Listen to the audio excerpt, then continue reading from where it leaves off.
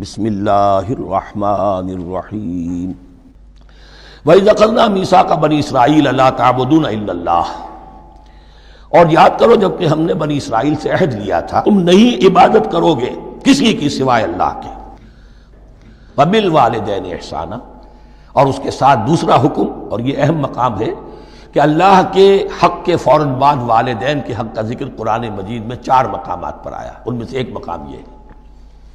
وَبِالْوَالِدَيْنِ إِحْسَانًا، والدین کے ساتھ نیک سلوک کرو گے،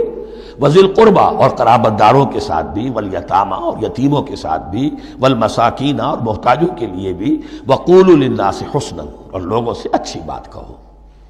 اچھی بات کہو، صحیح بات کہو، امر بالمعروف کرتے رہو، نیکی کی دعوت دیتے رہو،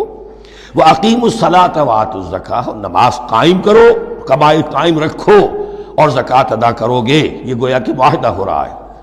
ثم تولیتم، پھر دیکھو تم نے اس سے پیٹھ موڑ لی، الا قلیلا منکم، سوائے تم میں سے تھوڑے سے لوگوں کے،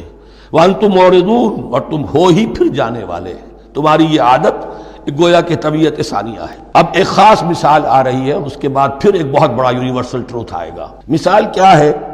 اللہ نے ان سے ایک عہد لیا تھا، وَإِذْ أَخَذْنَا مِيثَاقَكُمْ، ہم نے تم سے یہ عہد بھی لیا تھا، لا تسفکون دماءکم، دیکھو اپنا خون نہیں بہاؤ گے، یعنی آپس میں جنگ نہیں کرو گے، لڑو گے نہیں، تم بنی اسرائیل ایک وحدت بن کر رہو گے، جیسے کہ قرآن مجید میں آیا ہے انما المؤمنون اخوۃ، تم بھائی بھائی ہو، لا تسفکون دماءکم، اپنا خون نہیں بہاؤ گے،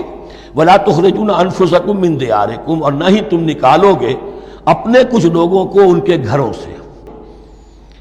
ثم اقررتم وانتم تشہدون، پھر تم نے اقرار کیا تھا اس عہد کو اور قول و قرار کو مان لیا تھا پورے شعور کے ساتھ، تشہدون، مانتے ہوئے، ثم انتم ہؤلاء، پھر تم وہی ہو، تم ہی ہو وہ، تو تقتلون انفسکم، اپنے ہی لوگوں کو قتل بھی کرتے ہو، وتخرجون فریقا منکم من دیارہم، اور اپنے ہی لوگوں میں سے کچھ لوگوں کو ان کے گھروں سے باہر نکالتے ہو، تظاہرون علیہم بالاسم والعدوان، ان پر چڑھائی کرتے ہو گناہ کے ساتھ بھی اور زیادتی کے ساتھ بھی، وَإِن يَأْتُوكُمْ أُسَارَىٰ، اور اگر وہ قیدی بن کر تمہارے پاس آتے ہیں، تُفَادُوهُمْ، تو اب تم ان کا فدیہ دے کر انہیں چھڑاتے ہو، وَهُوَ مُحَرَّمٌ عَلَيْكُمْ إِخْرَاجُهُمْ، حالانکہ ان کا تو نکالنا ہی تم پر حرام کیا گیا تھا۔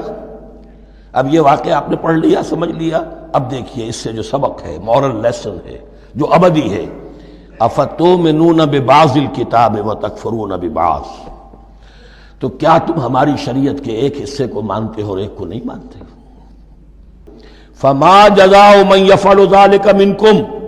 تو نہیں ہے کوئی سزا اس کی جو یہ حرکت کرے تم میں سے، إِلَّا خِزْيٌ فِي الْحَيَاةِ الدُّنْيَا،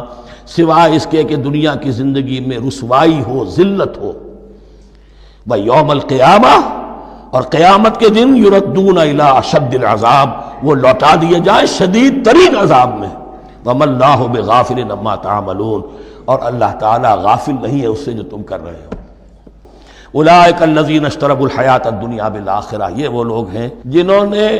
دنیا کی زندگی اختیار کر لی ہے آخرت کو چھوڑ کر۔ فَلَا يُخَفَّفُ عَنْهُمُ الْعَذَابُ وَلَا هُمْ يُنصَرُونَ، تو اب ان کے لیے نہ تو ان سے عذاب میں تخفیف کی جائے گی اور نہ ان کی کوئی مدد کی جائے گی۔